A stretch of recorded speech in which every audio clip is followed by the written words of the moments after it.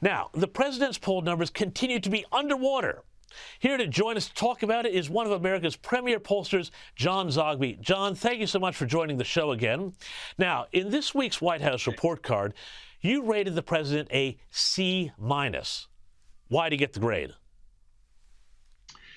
Well, it was mixed. And now that we're well into this week, I can tell you there was some decent news, from the White House. The prospects of some legislation, part of his Build Back Better, was a very small part, but still progress nonetheless on climate and on balancing the budget, on protecting American manufacturing. But at the same time, his polling numbers are low.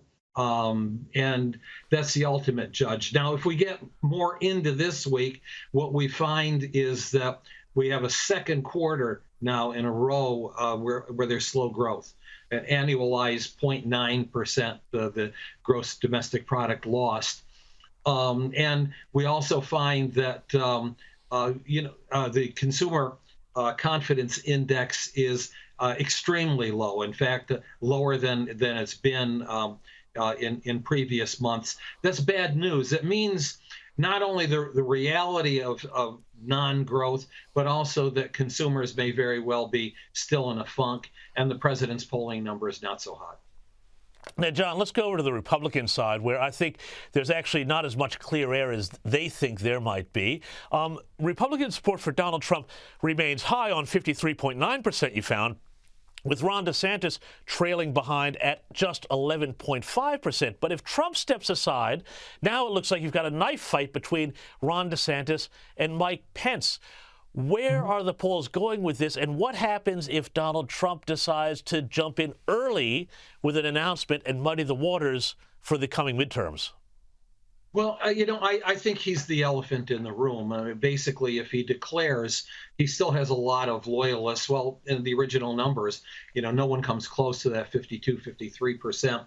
However, honestly, James, we have to wait until November, because the congressional races, the U.S. Senate races are heating up, just starting to heat up right now, in fact, and all the projections about a huge Republican tide in November, you're seeing some of those Congress watchers starting to dampen their expectations a little bit.